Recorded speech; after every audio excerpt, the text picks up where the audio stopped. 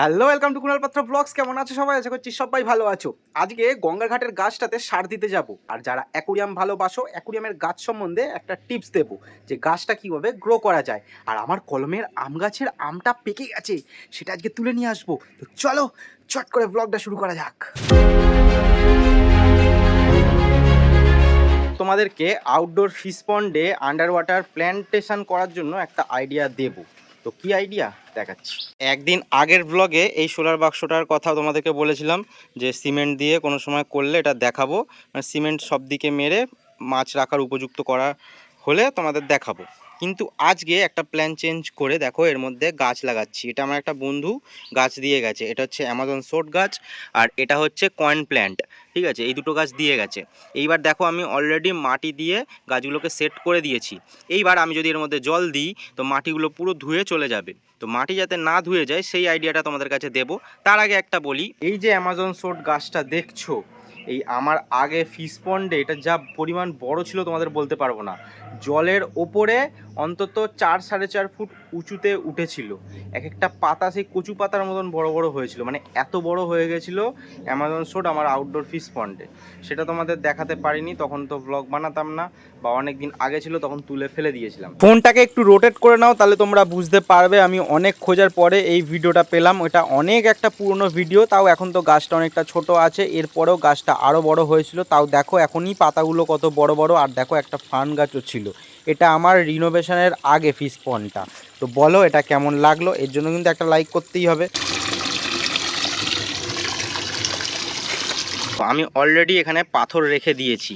তোমরা যদি এরকম পাথর এই মাটির ওপরে ওপরে দিয়ে দাও তাহলে কি মাটিটা ধুয়ে যাবে না। জাস্ট সিম্পল কাজ। তোমরা অনেকেই প্ল্যান্টেশন করতে চাও কিন্তু সঠিক পদ্ধতি জানো না বলে হয় না। ধরো গাছ লাগালে জল ঘোলা হয়ে গেল, তো এইবার যদি তুমি এরকমভাবে পাথর দিয়ে দাও পুরো মাটির ওপরে, মাটিটা কিন্তু ওখানেই থেকে যাবে, মাটিটা ওখান থেকে বেরোবে না। ও আমার পাথর সেট করা কমপ্লিট। আশেপাশে এখনও মাটি রয়েছে, আমার এই জলটা অতটাও পরিষ্কার দরকার নেই। আর একটা কথা তার আগে বলি, এমনি কিন্তু জল কোনো জায়গায় জমিয়ে রাখবে না। ডেঙ্গু হচ্ছে, বাড়ি বাড়ি সার্ভে করছে, তাই এমনি জল রাখবে না। আমি এর মধ্যেও কিন্তু ছোট ছোট 2-4টে মাছ ছেড়ে রাখবো। কারণ কি, তাহলে মশার লার্ভাগুলো এর মধ্যে হবে না, মাছে খেয়ে নেবে, বা মশা আসবেই না বা ডিম দেবেই না। আর এই উডটাকেও রেখেছি, এর মধ্যে ফান গাছ লাগাবো, আমার অ্যাকুরিয়ামে আছে। ওগুলো অ্যাকুরিয়ামে মরে যাচ্ছে কারণ সবসময় আমি লাইট জ্বালাই না। অল্প কয়েকটা বেঁচে আছে ডাল, ওগুলোই এনে এর মধ্যে বসাবো। অনেক নোংরা পড়ছে কারণ পাথরগুলো মাটির মধ্যে পড়েছিল, তো ধুলো বালি এটা ওটা নোংরা, পাতা শুকনো সব রয়েছে। ফান গাছের শেকড়গুলো জানি না বুঝতে পারছো কি না। দেখো এইখানে একটুখানি রয়েছে, এইখানে একটুখানি, এই ভেতরে একটুখানি দিয়েছি, আর এইখানে একটা পাতার একটুখানি শেকড় আছে। ও দেখো এই একটা পাতাও রয়েছে, পাতাতে হালকা শেকড়ও রয়েছে। দেখা যাক, এই জাস্ট এরকমভাবে দিয়ে দিচ্ছি কেন এই কাঠের মধ্যে বেরোবে। এখনকার মতন ফাইনালি কমপ্লিট হলো। দেখো একটা বড় আদলা ইট চাপা দিয়ে দিয়েছি, তাহলে কাঠটা উঠে যাবে না। এইবার এই টাইম ফুলের টপটাকে এইখানটাতে নিয়ে এসে রাখবো। গরমের সময় কয়েকটা ডাল কার বাড়ি থেকে মা নিয়ে এসেছিলো, আর সেখান থেকে এতটা পরিমাণ টবের মধ্যে হয়েছে, কিন্তু অযত্নে পড়েছিল একদম। ওইখানে ঘাসও হয়ে গেছে, আমি ঘাসগুলো তুলে দিচ্ছি। আর মা বললো এইখানটায় নিয়ে এসে রাখ, তাহলে দেখতে ভালো লাগবে। আর এখন দেখলাম বেশ ফুলও ফুটছে, কিন্তু সকালবেলায় ফুল ফোটে আবার দুপুরের মধ্যে শুকিয়েও যায়। দেখতেই পাচ্ছ শুকিয়ে শুকিয়ে রয়েছে। যাই হোক, দেখতে কিন্তু খুব সুন্দর লাগে।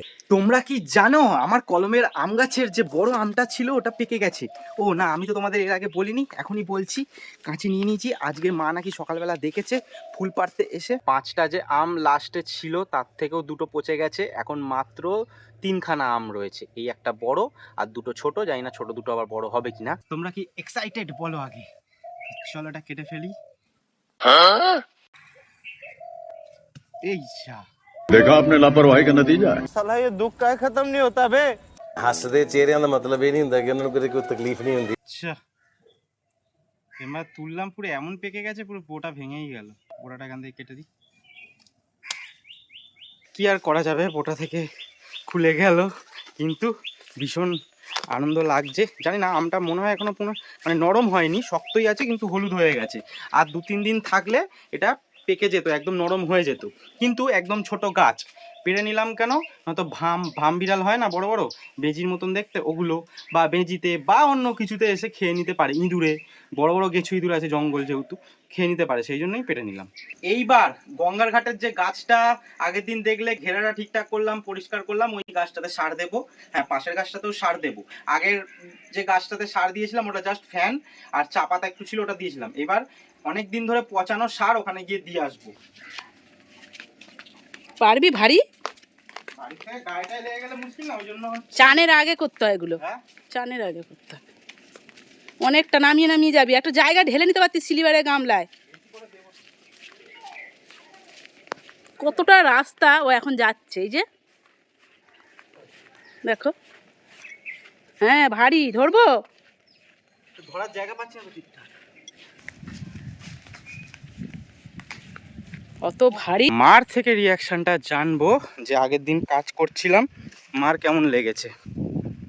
এটা করেছি যে, তুমি তো আগের দিন বৃষ্টির জন্য অসাধারণ পরিশ্রম করতে পারে, ঘরের জন্য এত পরিশ্রম করে না, হ্যাঁ গাছের জন্য যা পরিশ্রম করে।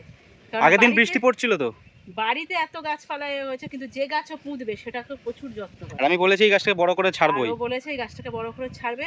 আর অনেকবার এই গাছটাকে খেয়ে নিচ্ছে, কেউ ভেঙে দিচ্ছে, কেউ পুজো দিচ্ছে, মানে যা নানান রকম সমস্যা হচ্ছে, যার জন্য গাছটা বেঁচে রয়েছে, কিন্তু ওর নানান সমস্যা, কিন্তু ওই জন্য এত উঁচু করে ঘিরে দিয়েছে। আমার মনে হয় এবারে থেকে যাবে। আচ্ছা, যা গন্ধ! না না, এতে খুব একটা গন্ধ হবে না। এক একজনের এক এক রকম কাজ করতে ভালো লাগে, আর তাদের সেই কাজে শান্তিও লাগে। আর আমার শান্তি এই কাজগুলো করে, আমার এই কাজগুলো করতে ভীষণই ভালো লাগে। আশা করি আগামী দিনেও আমি এরকম কাজ করব। আর যদি করি তোমরা তো দেখতে পাবেই। কিছুদিন বাদে আবার আরেকটা গাছ বসাবো, কিন্তু এত বড় বড় জঙ্গল হয়ে গেছে, আগে কাউন্সিলরকে দিয়ে বলে জায়গাটা পরিষ্কার করাই, তারপরে গাছগুলো লাগাবো। চলো, কমপ্লিট। বাইরে একটা লিচু গাছ যে বসিয়েছিলাম ওটাতে এখন সার দিলাম না, কারণ ওটা তো মাটিতে রয়েছে, ওটা কিছুদিন বাদে দেবো। অল্প সার আছে, আর একটু যদি বেশি থাকতো তাহলে ওটাতে দিতাম। টবের গাছগুলো যাতে তাড়াতাড়ি বড় হয়ে যায়, বসাতে পারি, সেই জন্য টবের গাছগুলোতে সারগুলো দেবো। এই গাছটা বনসাই করার জন্য রেখেছিলাম, কিন্তু এই গাছটার প্রতি আমার একটা মায়া চলে এসেছে যে এত সুন্দর গ্রোথ হচ্ছে, এটা বনসাই করবো না, কেটে ছেটে কিছু করবো না। পরে অনেক গাছ পাওয়া যায় দিয়ালের করে হয় বা কোনো জায়গা হয়, তুলে নিয়ে এসে বনসাই করবো, কিন্তু এই গাছটা গ্রোথ ভালো আছে, এটাকে বসাবো। এইবার মার বাবার রিয়াকশন দেখবো, চলো। বাবা এই দেখো, ঠিক আছে। কেমন হবে বলো? টক হবে, টক। টক হবে? মা মা রিয়াকশন কি এমন বলো তোমার? কি? দাঁড়াও, আমি তো জানি পেকে গেছে। তো বাবা কেমন লাগছে বলো? নরম নরম কিন্তু হয়েছে। টক হবে, টক হবে, অনেক কিছু টক হবে। দোপালা আম টকই হয়। কি হবে গরমে? বোটা শুদ্ধ করতে যাচ্ছিলাম, বোটাটা খসে গেল। তার মানে কি? না, একটু ওপরে তুলেছি ওই জন্য। এটা কি যে চালের ড্রামে ঢুকিয়ে রাখো? ওই রান্নাঘরে রেখে। তুমি ঢুকিয়ে রাখো। আমাকে টুই টুই টুই টুই টুই টুই। ও, হলুদ ড্রামটাতেই ঢোকাই। টুই টুই টুই টুই টুই টুই টুই টুই টুই টুই টুই টুই টুই টুই টুই টুই টুই। ভোজ কমপ্লিট। এইবার মার কাণ্ড দেখো, কুলেখাড়া চাষ করেছে গায়ে রক্ত হওয়ার জন্য, ওখান থেকেই তুলছে। তুই কিনে কিনে এনে শরীর খারাপের সময় খাওয়াতিস, এখন ভালো আছি, বাড়িতে গাছ হয়ে গেছে, সেগুলো মুখে দিয়েছিলাম। ঠিক আছে, আর আজকের ব্লগ এখানেই শেষ করলাম। দেখা হচ্ছে নেক্সট ভিডিওতে। সবাই ভালো থেকো, সুস্থ থেকো, সাবধানে থেকো, নিজের যত্ন নিও, পরিবারের খেয়াল নিও। ঠিক।